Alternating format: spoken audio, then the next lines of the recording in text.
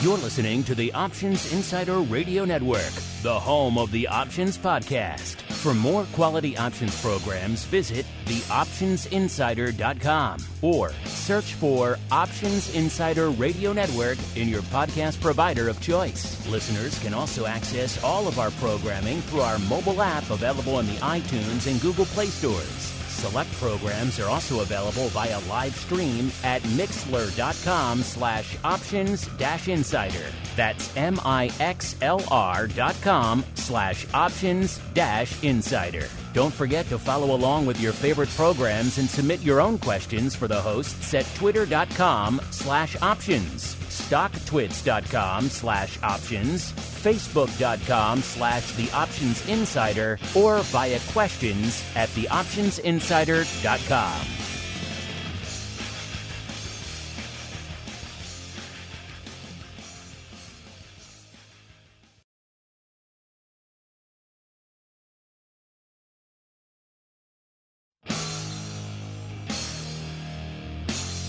And now, it's time for the show that breaks down the options market from unusual activity alerts to market analysis, strategy overviews, listener questions, and much more.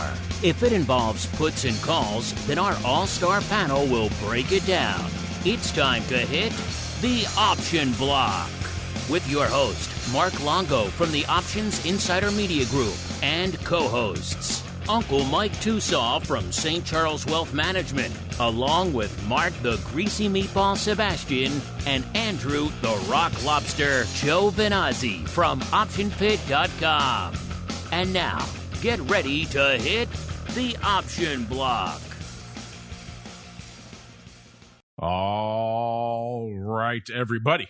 That music means we are back on the scene here for episode 2 of the Option Block, what the cool kids call the old OB. My name is Mark Longo from theoptionsinsider.com, as well as, of course, from the ever-compelling network upon which so many of you are binging these days. If you love your on-demand, we're happy to serve your needs across a broad variety and endless legion of platforms. It's pretty much, if there's anywhere you want to go for on-demand audio, chances are good that our stuff is probably there. And of course, if you want to go above and beyond, join us live throughout the week, get in on the pro Q&As, as well as options oddities. We've been sneaking a little bit more live trading into options. That's been kind of fun as well. I know you folks are liking that. So if you want to join all that fun above and beyond, get in the drawing for the December Pro Options Insider Crate. Well, you know where to go. theoptionsinsider.com/secret club. Just me and you talking. Don't tell anybody else.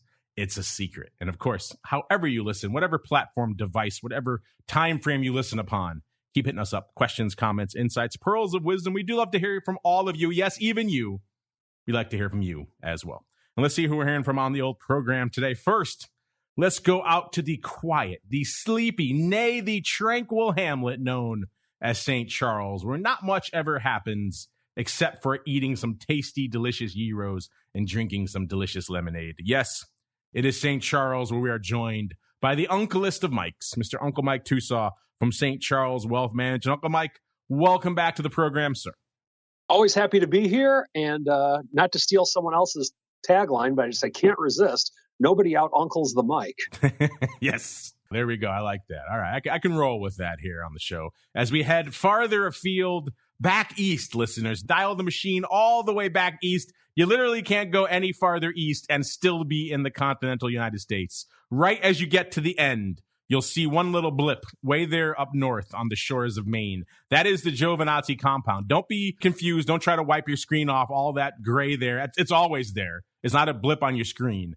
It's the smog and smoke and haze that just lingers over the compound 24/7 because it's always dark. It's always stormy on the shores of Maine, where he joins us, the Rock Lobster himself, Mr. Andrew GIOVINAZZI from OptionPit.com. Is it apropos to say that no one outrocks the lobster? I don't know if that one rolls off the tongue as well, Mr. Robson. What is it? Nobody out-uncles the mic. I think that's pretty catchy, actually. That's pretty catchy. Does anybody outrock the lobster? I don't know. Maybe the B-52s. I'll give it to them. Yes, the B-52s, upon which I stole that as we keep on rolling right on into the trading block. It's time to break down the latest topics, trades, and trends in the world of options. It's time for The Trading Block. All right, let's do it. As our chat says, another wild day in the market. Yeah, it's shaping up to be another weird one. This is another reason why shows like the Option Block and Vol Views, you can't really do a lot to prep for them ahead of time aside from certain segments because we are subject to the vagaries and the whims of the market. And away we go yet again. It seemed like we were shaping up one way this morning. We're a slight mix, a little bit of green, a little bit of red on the screen. Nothing too dire, really, in either direction. And now coming into the start of the show, we are tipping more into the dire red category, particularly in NASDAQ land. NASDAQ saying, look out below, off over to almost 2.1% already. So I think that qualifies as a pretty dire red day. S&P not quite there yet, off, coming in on 0.2% or so, closing in on 0.2% to the dark side, fluctuating between about 0.5% and 2/3 in that range. And then Dow still managed ever so slightly to be green on the day. So it's one of those weird mixed days. I have a feeling this isn't going to last very long. So wait a few minutes and we'll see Dow start to darken. But still, an intriguing day nonetheless. If you looked at the vol screen just, let's say, an hour ago, you would have seen a very different picture. Now coming into the start of the show, things starting to firm up again. After yesterday's rally, we had Mr. Powell. Everyone was waiting for Powell yesterday. We kind of waited with bated breath, and then he came out, kind of clipped the wings of vol, sent the market rallying plus 1% to the north there. A lot of vol got squeezed out. Now we're starting to see some of that vol come back in. Coming into the start of the show, we were at about a 20.5 in VIX cash. That's pretty much literally unched from Monday's show. Not that long before showtime, we were down still about a point. So that vol creeping back in, not even creeping anymore. It's starting to really gush back in. VVIX at about 127.5 when we kicked off the show, puts it up over 5, about 5.5 points. That was up only slightly not that long ago. VXX at 21, still down, but down less, a lot less than it was not that long ago, down about 0.5 point now from Monday's show. And UVXY, it doesn't take much of an excuse for that one to just get annihilated. And after Powell yesterday, it did. It got down into a 14 handle. Now back when we kicked off the show at about a 15.10, that puts it still down, but only down about 0.5 point or so from this time last week. And of course, Vol Q with NASDAQ firmly in the grips of a sell-off. That one's at about 23.25 when we kicked off the show. That's up nearly 2 points from this time last week. So a lot afoot. If you were wondering, maybe yesterday signaled the death of vol and it was all moving behind us today, perhaps saying, hold your horses. Not so fast. Let's go around the horn the opposite of the way we came. Let's go back to that perpetually dark and stormy portion of the map, the shores of Maine, where we are joined by the rockingest of lobsters. Mr. Lobster, sir, seems like we got a little bit more vol on the screen. It's been a while since we've had a cameo by Volman. Why don't we bring him back and see what he has to say, sir? Well, Volman surfed the vol down this morning, and on the vol blip up, I actually closed some of the puts I had. I never thought I would close the 20 puts today. But look at you having good timing. Who is this person? I just, well, you know what? It was at this point, I'm expecting VIX really to kind of sell, at what point when we're at 4,700 SPX does the vol go down, right? At least to 17, 18, something like that. And I believe we kind of sniffed. What do we sniff? Like 19 this morning, maybe.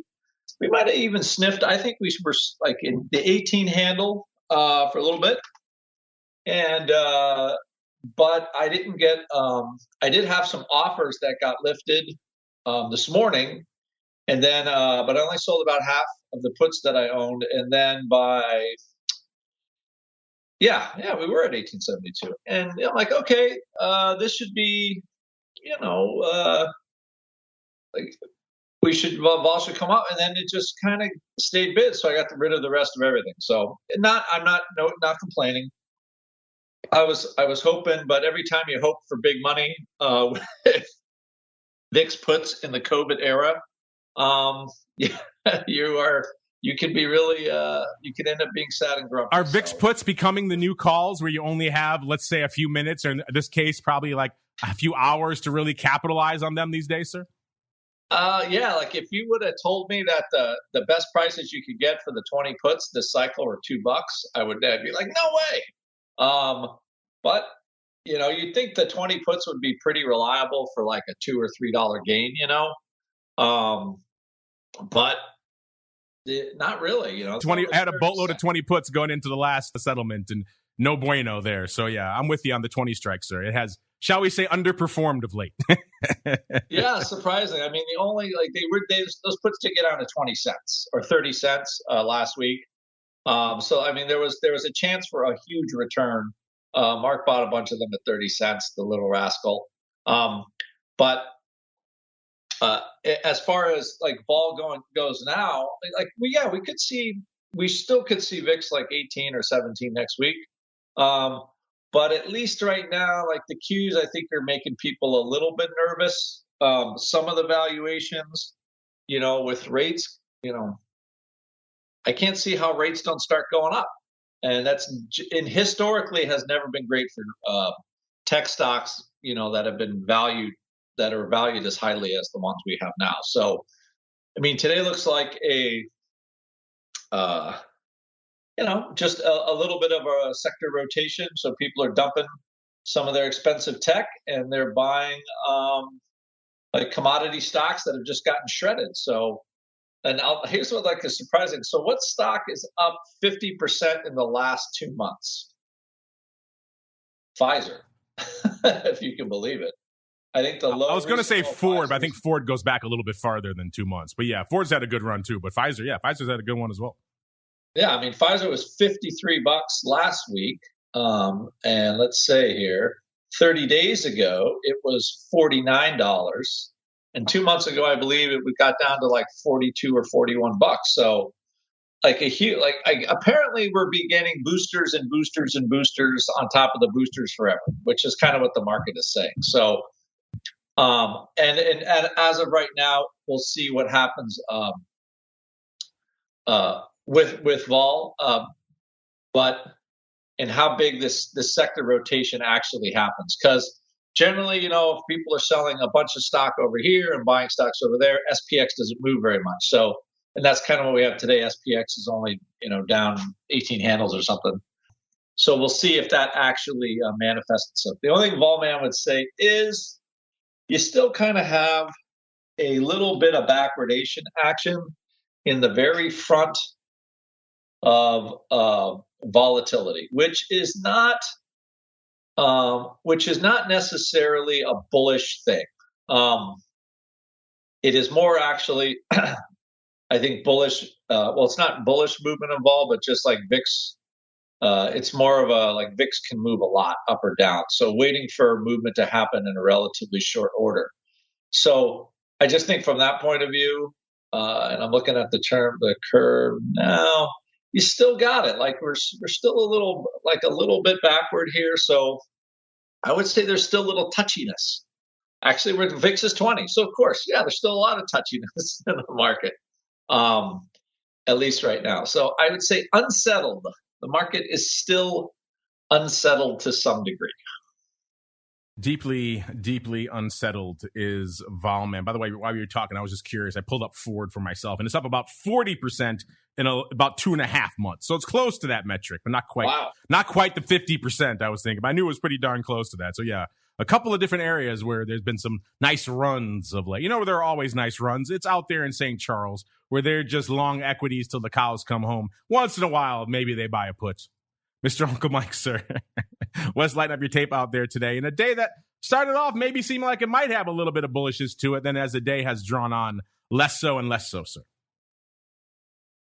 So I don't understand why it seems like we rallied a lot yesterday just on the word transitory, and that he's not calling it transitory inflation anymore. Because what reason did we have in that he didn't say anything new besides getting rid of transitory. And Scary Jerry, that's going to be my new term. I'm going to coin that in case no one else has. Scary Jerry for Jerome Powell. Get it? Ba-bum-ch. Scary Jerry said that he's still planning on doing 3 rate hikes next year. which is fine. I get it. I'm not against it for that. I'm just trying to figure out exactly why we did rally to the levels that we did just over the word of taking away the word transitory. So the markets just took off like a bat out of you-know-where yesterday. And so with that, it kind of ran to a little bit of resistance around the low 4700s for the S&P 500. The Dow, I think I know the trick to this market is that the second you started talking about the Dow, Mark, it was up 9 points, and I've just literally been watching it. It's up 70 points. So you just need Mark Longo to talk the Dow up, and that's how we solve all that problem right there. But in looking at this, for today, I agree with Andrew in that this is a lot of sector rotating going on just because of the fact that financials, XLF, is up about 1.6%. Energy, XLE is up just under 2%. So we have some bullishness out there. It's just that we have technology getting the crap kicked out of it. So on there, I think this is just kind of one where I don't know if yesterday's rally had much to do with what the Fed was saying because of the fact that it really wasn't anything new and earth-shattering, I didn't think anyway. So we have that. We've had a few buyers coming into the 10-year note. It's really not that much higher than where it was a few days ago. So there's not a giant sell-off in bonds right now of everyone being scared, oh, rates are going up, we better get out of our bonds. So we didn't have that sell-off yesterday because of the fact that I don't think there was anything new or earth-shattering to what was being said. Right now, the 10-year is up a little bit, roughly 0.2% on the day, and it was down a little bit yesterday going into the announcement. So we really have not had a ton of movement. It is up a little bit on the week, but not anything of major significance. Now, the other thing, we are up slightly in silver right now. Not a lot, but we are up a little bit. But just, I think the main thing as to what's going on right now is that people are getting out of tech and looking to go elsewhere. And so combine that with the fact that going back to something Sebastian said a while ago, that little rascal, I think we need to start calling him a little rascal. I like that one, Andrew. That's really good. What the little rascal said a couple months ago is that a lot of times when we sell off, we don't have that second leg of the sell-off because people already have puts because volatility is so much higher. And so right now, I mean, 20 is definitely not 40 in the VIX, but it's definitely higher than 9 or 10 of the world with which we lived a couple of years ago. So when we do sell off, oftentimes we're not getting that second leg to the sell off. And I think that's kind of applying here as well today. So I'm of the school of thought that, of course, I think the markets, I've never met a pullback I didn't like in some way, shape, or form. And I'm definitely the long-term bull with which I am. But I think right now, I think yesterday and today, it's a lot of people just repositioning things. And I also think that it's a lot of times people are kind of sandbagging for the end of the year as well. So that is my 2 cents coming at you from the Sleepy Hamlet. The Sleepy Hamlet, indeed. Let's see if the markets are sleepy out there, at least from an options volume perspective. Let's go back out to VIX. VIX has been having a good couple of weeks from a volume perspective. Forget about directionless. That's a conversation for another day and potentially for Volman out there. But the VIX ADV continues to creep north over 700K now. Just broke it recently. 704,000 contracts. That is the ADV for VIX right now. It's been quite some time since we've seen a level like that. Probably the nadir of the sell-off during the dark days of 2020 out there. And maybe at a portion towards the latter, maybe around the election. I'll have to go back and check. But it's a very infrequent occurrence that we have such a robust ADV out there in VIX land. 310 on the tape right now. Will it hit that ADV today? I don't know. But the way we're trending right now continues, there is an excellent chance of that. SPY not waiting for anything. 3.62 million contracts on the tape already. The ADV a little bit shy of 5.5 million out there. S already closing in on 1 million contracts, 955,000 contracts right now. The ADV doesn't really change much out there. It's been 1.63 million for a while. The Qs already at 1.3 million. The Qs aren't playing around today either. ADV 1.8 million. I mean, we're talking some numbers here. And if that's not enough, small caps, at least on the IWM flavor, 726,000 contracts. The ADBE out there also a million, 1.02 million out there. So outside of the S, which is closing in on a million, everything else is well over a million out there now, which is impressive to say the least. Not that long ago, about a month and a half ago, small caps are at about 563,000. So we had that crazy Santa Claus rally, and then this massive correction and sell-off. It's been crazy town out there in small caps. You want more small caps and everything else, futures, options, stay tuned for TWIFO coming up in a little over an hour. I'll be joined by Derek Salmon, a.k.a. the guy who kind of runs all of the options stuff. He's everybody's boss over there pretty much, almost, except for Terry over there at CME. You get our annual check-in of everything that's cooking from a futures and futures op, probably some vol perspective too. He's kind of the guy behind a lot of the C-vol over there. So probably get an update on that as well. So always fun to check in with him. Stay tuned for that a little over an hour from now. Let's go on out now to the single names. See what has blown the doors off from a single name perspective. This list, I think to call this list tumultuous over the course of the past year is underselling it tremendously.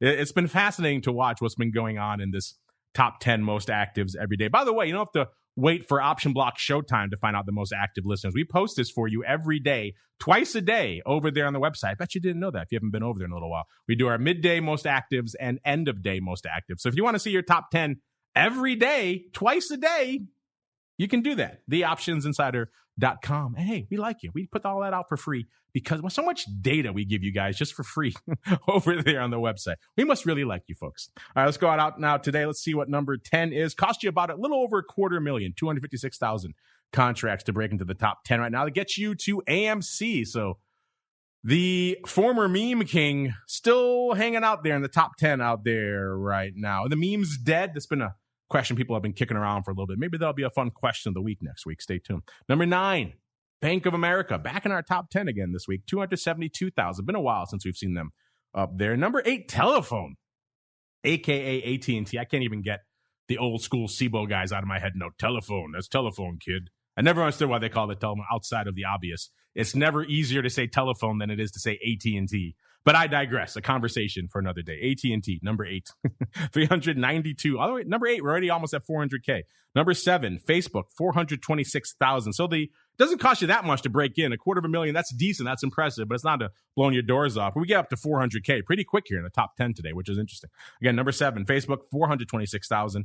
Number 6, the aforementioned Pfizer, 431,000 contracts on the tape today. Number 5, the other half of our freshly coined symbol twinology. Look that one up in the Urban Dictionary. 484,000 contracts out there. Number 4, Ford, another aforementioned name out there. Once again, lighting things up. What's it up to today? Let's see. It's up on the HAP's last 6 months, actually up about 40 cents today. So getting a nice lift. Bucking the trend. One of the reasons we have a slight bit of green perhaps on the screen today is Ford out there. Good for 620,000 contracts out there today. Number 3, NVIDIA, 758,000 contracts. Numero 2, it's Tesla, 899,000 contracts. Do you even need me to tell you what number 1 is, listeners? Yeah, it's the fruit company. This is kind of reminiscent of when they're talking about their previous split talk back then, all that paper started flocking in. Ever since they cut this secret deal, or I shouldn't say cut it because it was a while ago, but it was leaked. It seems like the paper has just gone to another level out there. 2.1 million contracts right now. And before you ask, yes, there are a ton of calls going out tomorrow that are hitting the tape. Right now, my goodness, 284,000 of the DEES 180s going out tomorrow are hitting the tape, listeners. Followed by the DEES 177 halves, 234,000 of those. My goodness. So you're already over 500,000 just in those 2 contracts. Yeah, this weekly Apple call palooza is just something to behold. If you want to go a little bit farther out, dare I say it, all the way to December 23rd, then 144,000 of the 180s and expiring next week have also traded. Then the 175s going out tomorrow, 140,000 of those. And to round out our top 5, we have the 182 halves also going out tomorrow, doing about 90,000. This is ridiculous. My goodness. All right. Let's keep on rolling and see what else is lighting it up out here today. Not a ton of earnings, even though the latter portion of the week still has some names popping off. We had Lennar before the bell yesterday. We had Adobe, FedEx, and Rivian, their first announcement. So that'll be interesting. They went public back on November 10th listeners. And then today, if the meatball was here, I could mock him for his love of Darden restaurants. Not today, tomorrow, actually. Darden restaurants are tomorrow. That man cannot get enough Olive Garden breadsticks out here. Let's go to a couple of them that we have here on our freshly updated earnings move results reports available over there on the site for you right now. Hot off the presses from the folks over there at ORATS right before showtime, listeners. Adobe, before the bell today, they were going into their announcement 6.30 and a third. They were pricing in 6.5%. They delivered 8.5%. They were at 576.5 when this report was run. So an interesting move out there in all things Adobe. I don't have RIVN. That's why, because RIVN's popping off later today. So I don't have their move results reports yet, but I have an updated move report. They're at 115 as of this report. They were pricing in 1018. So looking juicy. Is that too much? Is it too little? We have no idea. We will find out today after the bell. FedEx 240.78 is where they were trading. They were popping off. They were pricing in 1585. In the past, they moved 1563. So wow, not a lot of wiggle room there at all. They're kind of keeping things exactly in line, which again, interesting. Logistics have been a challenge this year heading into the holiday season. You'd think maybe FedEx would be a little bit more volatile, but perhaps not. And then we have good old DRI, Darden Restaurants, tomorrow before the bell. 149 is where they were trading. They're pricing in about $8. In the past, they moved 1013. So less vol out there in the breadsticks land of Olive Garden. Intriguing. All right, we got some other ones popping off next week. We got good old Rad popping off next week. They're at $12.39. They're pricing in about $1.50. In the past, they moved $2. So less vol on Rad. You'd think, that pharmaceutical front end sector would be a little bit volatile right now, given everything that's going on in the broad world, but apparently less volatile, according to this. You've also got Nike on the 20th after the bell. 164 is where they were trading. They're pricing in 9 3/4. In the past, they moved 1035. So less vol in the sneaker and athletic apparel department. Interesting stuff. Updated earnings trades reports as well, including some entries and exits here. You can check all this out for yourselves over there.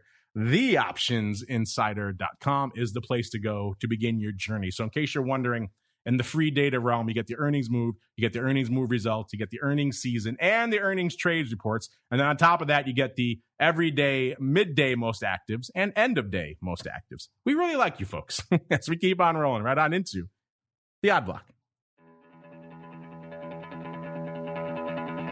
It's time to break down the most interesting, unusual, and downright questionable options activity that's been identified by TheOptionsInsider.com. It's time for the Odd Block.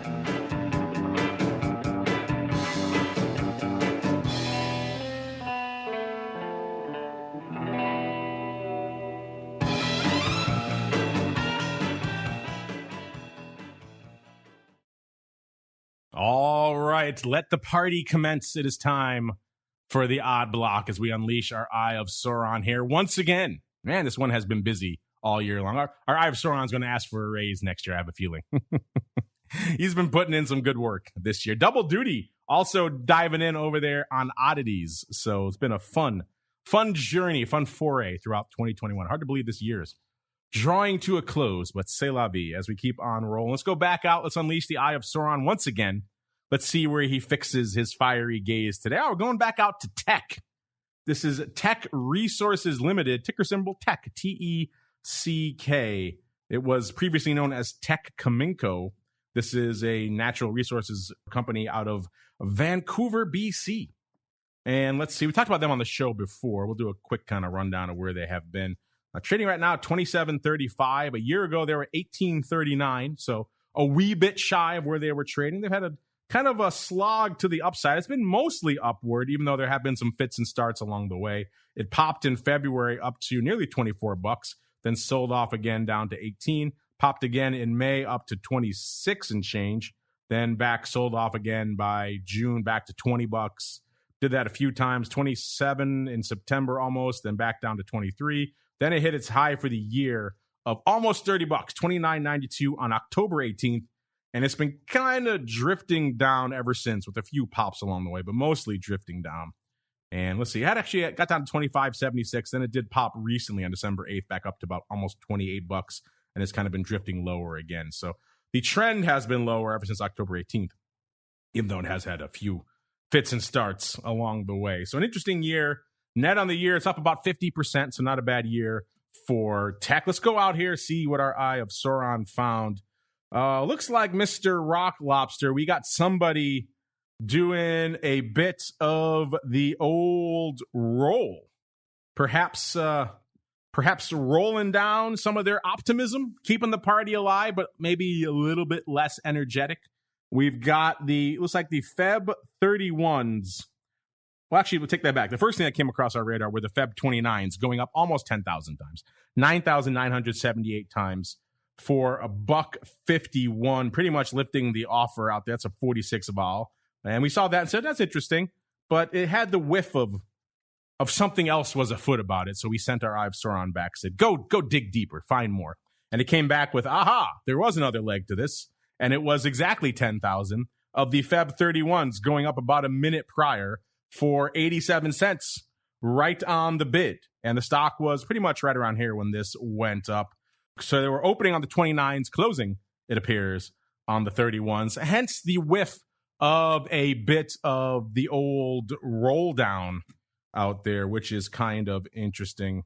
You know, this is one of those ones where it seemed like someone had a bit of optimism. And, 31 isn't the craziest strike. It got up to almost 30 not too long ago. So saying it was super crazy out here is not exactly true, as I try to pull up when these 31s were actually open. Mr. Rock Lobster, while I dig for that, what are your thoughts on what appears to be a roll down, but not a roll out, not adjusting any time, keeping everything in the Feb cycle, just going down a couple of handles in everyone's favorite Vancouver, BC mining company, Teck Resources? This is the portion of the show where you talk, Mr. Rock Lobster. You know what? It's been a while since I missed the mute button. It's been a while. I'm gonna buy you for Christmas a giant mute button. You can just hang around your neck, maybe, and it flashes. You'd almost think this is my first show. But it has been 10 years. Has it been that long for you? Man, I know you joined later, but yeah, it has been a while. It like 10 years ago was my first show, if you can believe that. Do you have the actual date when you first? I know you beamed in with the meatball once from like the Street HQ or something. Yes, I did that beam in, and I believe my first show, I was actually working with the 3D, that technology company that we were trying to get the Acumen. Yeah, Acumen. That was a financial technology company. We thought we would take the world by storm with 3D stuff. It was really cool, but I just realized that retail, it ain't gonna work. So anyway, yeah, I'm going to say my first show was October of 2010, if that's possible. Really? Oh, yeah. So you're over. You're 11 years now. I did one show early because I've been with Mark now since November 2011. So it's been 10 years. It's amazing. It's hard to believe. It's terrifying. In January, it'll be 15 years for the network, which is even more terrifying. Really?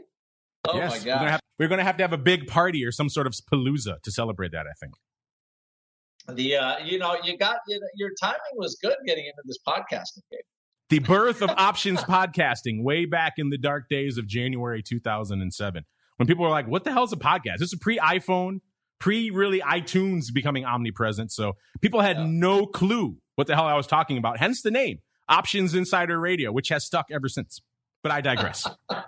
And you know what now, of course, you're asking me about tech. I have to say, this is not one of my favorite type of trades. I would, this is again, assuming they're already long at 31s. They're just closing them for what they could get. And they're rolling down to the 29s to try to add a little bit of more bang for the buck, try to get that press up. So it could work, but you'd rather follow the trades that they hit it right the first time. So I'm not sure again, but I believe that's kind of what the case is. And I believe, and it looks like they added a little more volume to the 29s.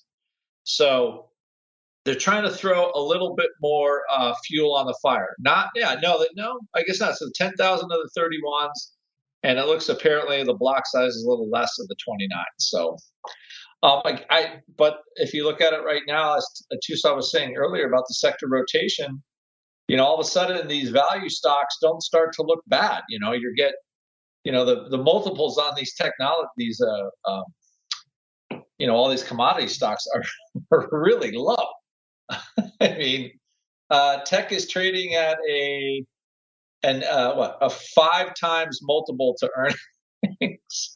So, you could buy Apple at 35 or 40 times earnings, or you could buy a little basic material company that's going to be selling all of their wares to everybody, like Apple, for 5 times earnings. So I think there will be some sort of reconciling with all of this at some point. But all right, I pulled up these calls. They were opened on September 10th for $1.30.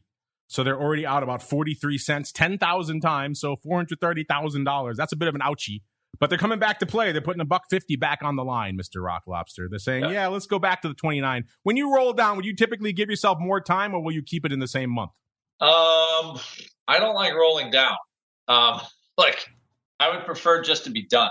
All right, I'm down. I'll just be out and just wait for another entry, or write a lower put, let's say. So the roll down is not my favorite, because you don't roll down because you're right. You're rolling down because you've been wrong. Yes. So it's very rarely do you in a wrong trade. Very rarely do you roll when you're correct. Yes. I try not to add more to the wrong. I guess there's doubling down, and there's something to be said for it. I don't think it's a great habit, especially for retail traders. You can you're like, I'm going to be right. I'm going to be right. I'm going to be right. And you can keep doing that for a long time. As the stock goes from 50 to 20, look at if you did that with Robinhood, let's say. I thought there was a squeeze going. I was short some puts, and the vol was so incredibly high. Actually, Robinhood went down, and the puts really didn't even change in value. But I thought it was going to squeeze up. It didn't, so I just closed them. And, if I didn't, that was 11 points ago. So Robinhood went from 30 to $18 or $17. So it's like, listen, if it ain't going the way it's supposed to go, I don't want to add more money to it, to be honest. So that's just me. Maybe the listeners have a different point of view on that, but I just don't think it works very well with options, because you have a finite lifespan on that trade. Those are words of wisdom to live by. You don't roll down when you're right. I like that. Well said, sir. All right. Let's keep on rolling. Let's see ourselves. Let's see if these people are right as well. Our cup overfloweth with trades to watch, listeners. I don't know how we're possibly going to pay even the vast majority going off in December off by the end of the year, but we shall endeavor to do so. First, let's go back to November 11th. Let's go out to Wendy's. We haven't talked about Wendy's in a little bit, but they were hot and heavy back in the days of November. Ticker symbol WEN, of course.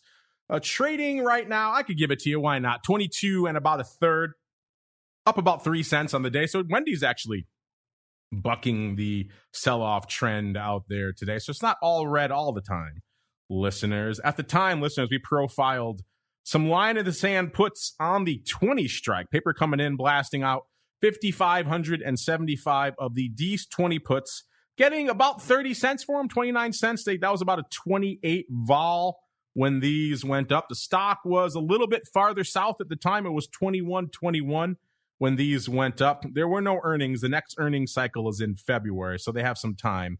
And I just told you where the stock is. The stock's at 22.35. Let's just look back over the course of the last month really quickly and see if they had any moments of concern. And yeah, you know what they did? Because the stock was 21.21, like I said, when it went up. The stock got up to about $22 and was hovering around there for a while until late November. Then it got hit from, I wonder why. What could have happened right around November, a little bit after November 24th that crushed everything? Oh, Omicron, perhaps. It sold it off down to 20.38. So it looked like it was about to break the 20 strike. So this person had to sweat a little bit during the height of the Omicron madness. Then, that Omicron thing was short-lived, at least so far it has been. And Wendy's reflected that. It was trading $21 again by, let's see, hit the nadir actually on Wednesday the 1st. So it wasn't on that Monday. It was on the Wednesday. And then it started rallying. By the end of that week, it was trading $21 again. And now it's been back up to about $22 and change pretty much ever since. So that brief blip, they had to sweat a little bit, but now they're looking pretty good. Those 20 puts are looking like they're a pretty good candidate to go out worthless. And these people are going to keep about $160,000. That'll get you, I don't know, an entry level used Ferrari, probably, Mr. Rock Lobster. What say you? Well. Let's just see what happens here with Wendy's. It has the whiff, I have to say. It also has the whiff of being correct. Because aren't we rolling right into a December expiration in about a day? Tomorrow? Yes. And there is still some substantial open interest on that strike. So, let's see, 29 cents. That is that starting level. That's that starting level vehicle with the little dancing horse on it, the prancing horse on the front. So I would say, yeah, and they're not too worried about it at this point. So I think they're gonna slide under the gate. And note, they're offered a nickel and they have no interest in buying them back. So I think, yeah, line in the sand for Wendy's is another, I don't know, what is that? 50 for 50 on line in the sand puts over the last, 5 pretty years much. We profiled one recently that blew up in their face, and that was strange to me. I think it was on Monday's show with the Rock Lobster or with the Meatball, because it was weird. It's like, wow, we haven't had a line in the sand blow up in your face in quite some time. So it stuck out. Right. It stood out to me, which shows you how rare it is. But I know Mr. Ewan Sinclair is a big Ferrari aficionado. I'll have to ask him next time he's on what the good entry level Ferrari price is, because we've been working with this like $250,000 level. But maybe you can get something done with $160 out there. I'll have to ask him and see what a good threshold is for the proverbial girlfriend's Ferrari. Again, send your hate mail to the Rock Lobster. As we keep on rolling, let's do one more here before we get on out to the folks here. Let's go back to November 8th, a few days earlier than the previous trade. And we went back to AES Corp. This one's been a frequent offender on the network of late, finally paying some of these off. Ticker symbol, of course, AES. At the time on November 8th, we profiled, again, line in the sand, go figure. The 23 puts going up out there for 30 cents, about 5,000 times, right on the bid pretty much. The stock was $24.63, which, spoiler alert, is pretty much almost exactly, until a few minutes ago, was almost exactly where it is right now. It was right around that $24.60 level earlier today, and then now it's down to about $24.36, but still pretty close to that level. That was about a 28, 29 vol when they sold these bad. Let's look at the stock here really quickly and see if this one had any flirtations with danger. Yeah, this one hit on November 30th, again, around that same time, right after the Omicron sell-off kicked in. This one hit $23.38 on November 30th, and then it rallied again up to about $25 almost. Then it sold off again just this Tuesday to $23.61. So it has flirted with the 23 handle a few times. And again, we're not done yet. These are all expiring tomorrow, so anything could happen between now and tomorrow, as we've all seen out there. But as of right now, these puts are still open, and they're looking pretty good. The paper's up about $1.50 on this one. So that same level of maybe an entry level or perhaps a used Ferrari for your significant other, Mr. Rock Lobster. Yeah, we've got two. I think we have. Maybe you know what they're going to do. I think it's Christmas time. I think they're going to do his and her Ferraris. Oh, there we go. Matching. I like that. And you get a Ferrari, and you get a Ferrari. But what you do notice this time is it's like I would say there's, as in one of the floor guys I thought was always funny. He was a really excellent trader, but this, I would say, he would always say, this is giving me a tickle, So as in, it's kind of close. It's probably going to go out worthless, but you're paying attention to it. So the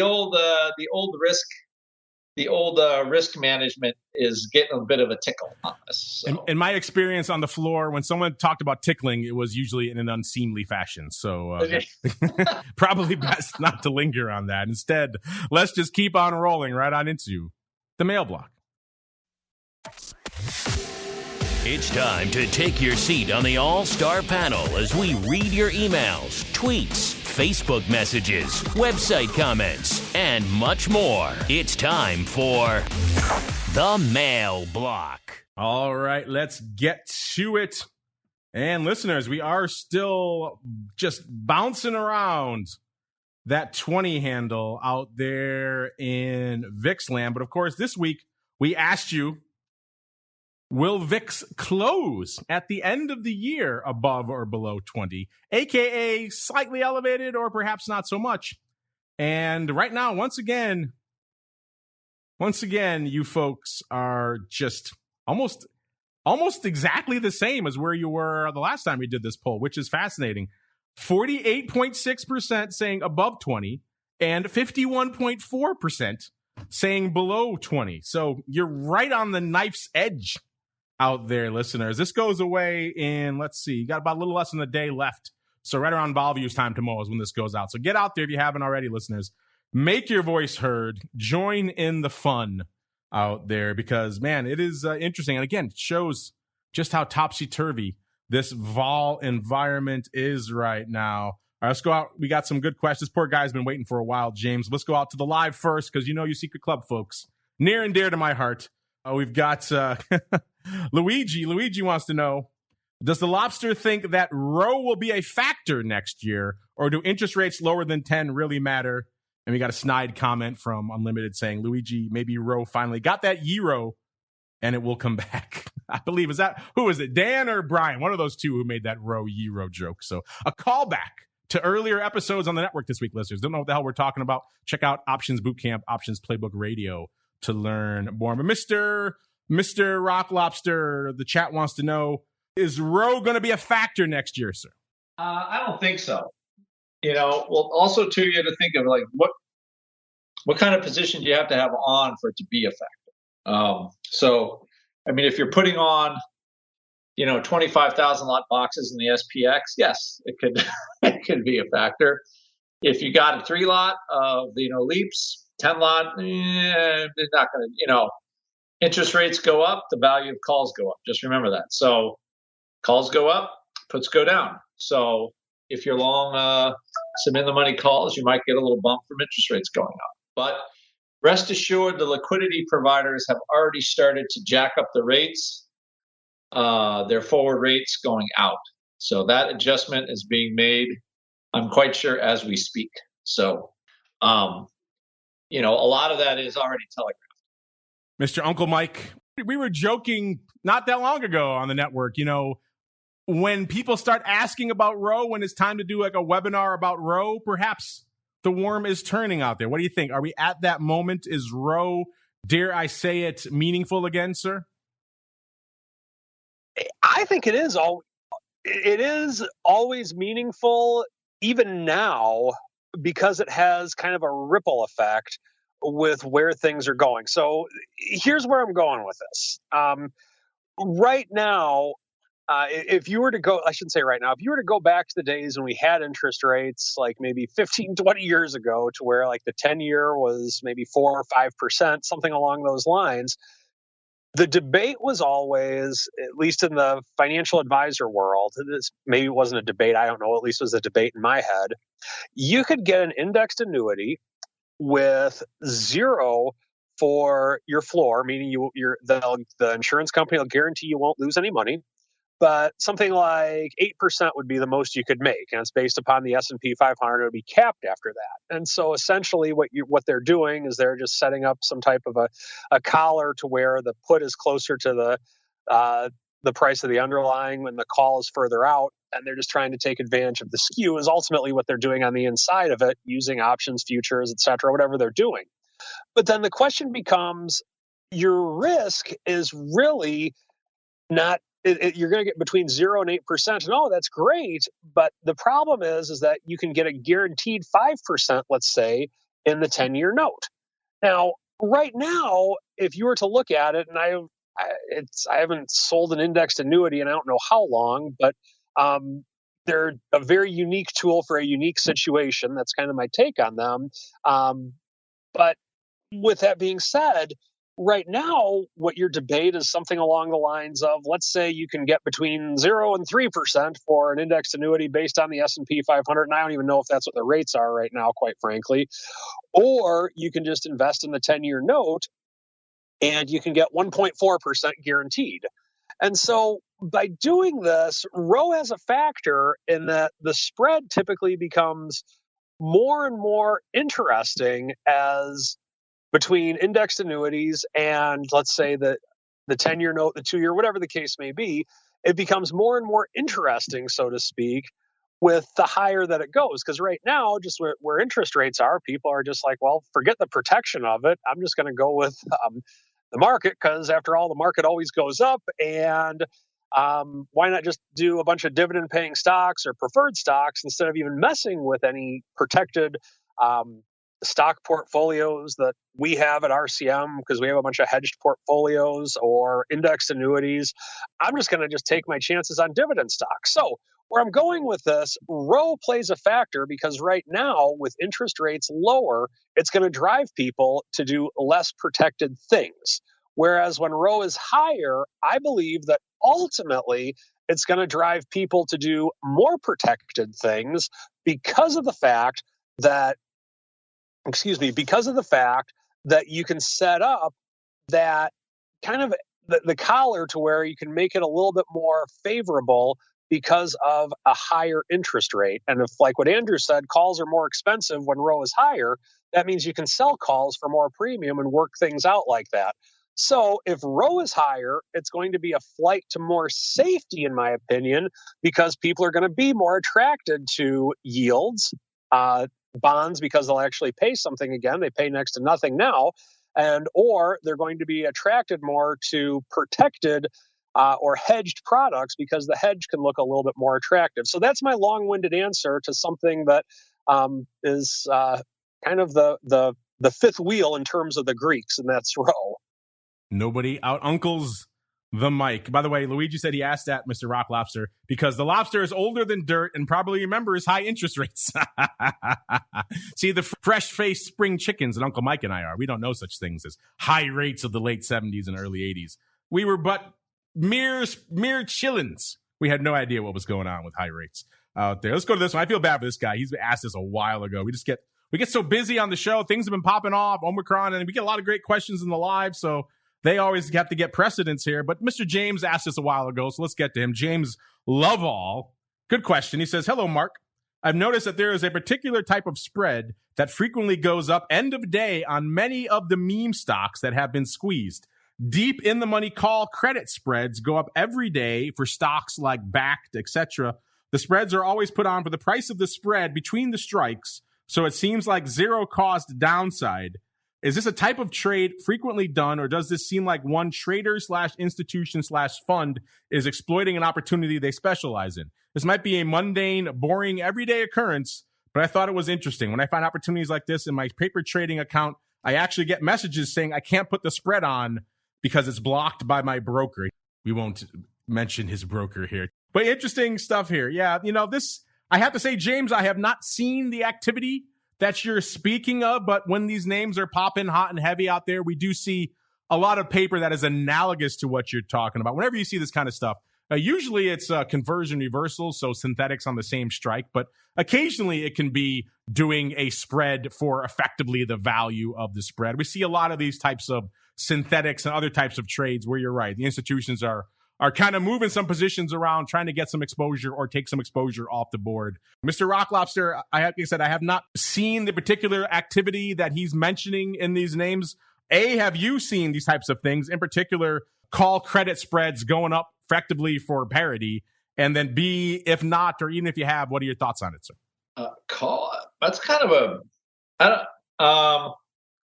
be deep in the money call credit spread. I mean, the thing that I'm looking at is BKKT. Usually you see that for div plays. I don't. He says every day though, which is weird. You don't see div plays every day, right? You see them on X div time. That's it. Yeah. Kind of a weird one. Deep in the, the spread's always put on with the price of the spread between the strikes, so it seems like zero cost downside. So if somebody is selling the spread for even, trying to sell a $5 spread for $5 or $4.99, that's an odd one. I'd have to see the exact trade, unfortunately. So, Mr. James Lovell, if you have, like I tell all my students, I am not a mind reader. So we need exact trades to be able to analyze them. That's all I could say. The potential would be in like a hard to borrow. If somebody is doing that and they're trying to get away with something.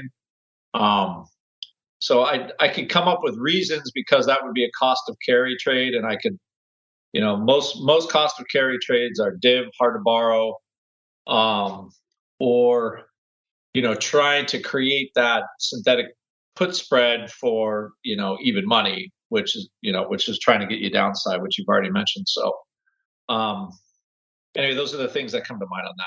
Yeah, I have not seen this, and especially not the verticals. That is weird. The Rock Lobster's right. The only time we really see in the money verticals a lot these days is around div plays. And the reason they do that is because OCC got wise. People used to do wash trades, rather buying and selling the same strike over and over again. OCC got wise to that finally, and they said, yeah, you can't do that anymore. So they've graduated to verticals. That's kind of what they're doing over there now. So you see that in some names that are going ex-div. You'll see verticals instead. They're still effectively kind of wash trades on different strikes, and they're looking to try to capture that div, skate in on that div. But outside of that, yeah, verticals, I have not seen this. So James, if you have evidence of this, I'm assuming you've seen this enough to write into us. So send us some examples. By the way, I'm sorry it took so long. We just get so many questions sometimes. We get overwhelmed as we keep on rolling right on into Around the Block. It's time to tell you what we'll be watching on our trading screens until the next episode. It's time for Around the Block. All right, time to go around the block. Let's start with the Unklest of Mikes. Mr. Uncle Mike, when you're not eating that gyro and watching that row, what are you watching for the rest of the week, sir? As much as I love to watch row, watching the market right now in terms of we're right at the precipice of new all-time highs, seeing if we can break through. Seeing if we can continue from yesterday's rally, or seeing if we're just taking a break for the rest of the year. Also watching the 10-year note. We're kind of in the middle of the range right now. I'm curious to see which way we go with that. And then volume's going to start to become lighter as the year comes to an end and we get close to the Christmas holiday and the New Year's and all that fun stuff. And just watching to see if the lighter volume can give us some bigger moves one way or another. I don't think it will, but I could be wrong. Some might say Uncle Mike is on the boat with the 10-year note. Mr. Rocklops, I know you're not on the boat with the 10-year note. What are you keeping an eye on? And what is Volman watching, sir? Volman is watching the curious, the curious action on the vol futures are not quite on the highs of the day, but, the Qs are down 2%. And it does appear that the futures are picking up. So I would say anybody watching, watch the short end of vol. You really want to see a hard contango all the way, and we don't have that right now. So that's still a little bit jiggy in my book about where VIX can go. So still, I would say more up or down instead of sort of that press lower. So that's what that's what Volman is watching. Me personally, are these commodity stocks going to play off? Again, I've been collecting, getting a little longer them down here. I've got out of most of my big tech. I've reduced 75% of my exposure this year. And for most of the year, I've regretted every sale. But anyway, I just do that as a matter of course, because I think the levels are getting pretty high. So I've trimmed to the bare minimum. So right now, oil, commodities, and drug stocks are what I like. And until something tells me otherwise, and then I'm going to stick with it. So those I'm watching to see if we do get the kind of the big, the unwind of a little bit more tech, and get into more kind of the more vanilla stocks that are what I think are fairly inexpensive given, their dividend yield and everything else. So that diehard fundamentalist doesn't quite go away. The diehard fundamentalist, indeed. And if people want to reach out to that diehard fundamentalist, or maybe to his superhero alter ego Volman, where should they go? What should they do? Optionpit.com. We've actually added so many great other, traders, Bill and Leisha, and their products are doing really, really well, as are Mark's and mine. So if you want to put some learning on an Option Pit and kind of see how this trading thing and this using options goes, take a look at go to optionpit.com, go to memberships. There you go, optionpit.com/memberships. And Uncle Mike doesn't have a membership, but he's got cool content and videos and everything else. Mr. Uncle Mike, where should they go to learn more? First off, follow me on Twitter at Mike TOSAW, TOSAW. Feel free to check out my website, stcharleswealth.com, or you can check me out on YouTube. Got the first video up. I'm promising 50 more by the end of 2022, working on them as we speak. Very excited about it. So if you're looking for a financial advisor who delves in the option space, absolutely loves what he does, because this is his life's work, feel free to reach out to me in any of those avenues. There you go. Learning options with Uncle Mike. Begin your journey at Uncle Mike. Here you go. At Mike TOSAW on the old Twitters. And, of course, stcharleswealth.com is the place to go. We got to go on out of here, but I'll be back in 26 minutes for my big end-of-year recap with Mr. Derek Salmon from CME over there on TWIFO. Look forward to that. Of course, back again tomorrow, noon Central, 1 p.m. Eastern for Volatility Views. Got some great guests. Got Matt McFarland joining us from MyAsk. Got Jim Carson joining us to kind of break down the year of vol and everything else. So it should be a fun one on Vol Views. And then after that, for you Secret Club folks, options, oddities, talk some unusual activity, some live trading, all that fun. And then back again next Monday, another episode of the Option Block.